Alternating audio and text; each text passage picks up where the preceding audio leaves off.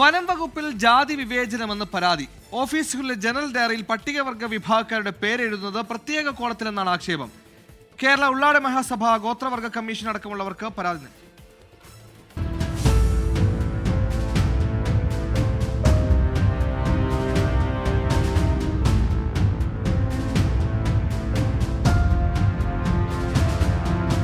വനാശ്രിതരായ പട്ടികവർഗ വിഭാഗക്കാരെ 2022 PSCയുടെ special recruitment വഴി വനംവകുപ്പിൽ നിയമിച്ചത്.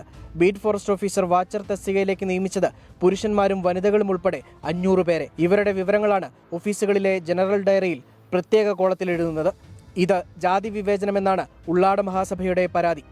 ഒരു ഫോറസ്റ്റ് സ്റ്റേഷനിൽ സൂക്ഷിക്കേണ്ട ആധികാരിക രേഖയായിട്ടുള്ള സർക്കാർ രേഖയായിട്ടുള്ള ജനറൽ ഡയറിയിൽ GDയിൽ അവരെ പ്രത്യേകം കോളം തിരിച്ചാണ് എഴുതുന്നത്. അവർ ഇന്ന വിഭാഗത്തിൽ റിക്രൂട്ട് ചെയ്ത ആളുകളാണെന്ന് തരംതിരിച്ചാണ് ആ ഡ്യൂട്ടി കൈകാര്യം ചെയ്യുന്നത്.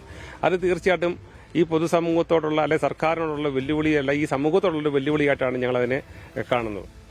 നിയമന നടപടികളിൽ മാത്രമാണ് വ്യത്യാസമുള്ളതെന്ന് അസിസ്റ്റന്റ് പ്രിൻസിപ്പൽ ചീഫ് ഫോറസ്റ്റ് കൺസർവേറ്ററുടെ ഉത്തരവുണ്ട്. മറ്റുള്ളതെല്ലാം ബീറ്റ് ഫോറസ്റ്റ് ഓഫീസറുടേതിന് സമാനമായിരിക്കണം.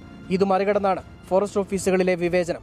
2 വർഷം സേവനം പൂർത്തിയാക്കിയ ഭൂരിഭാഗം ജീവനക്കാരുടെയും പ്രൊബേഷൻ ഡിക്ലെയർ ചെയ്യാതെ നീട്ടിക്കൊണ്ടുപോവുകയാണെന്നും ആരോപണമുണ്ട്. 24 ഇടുക്കി.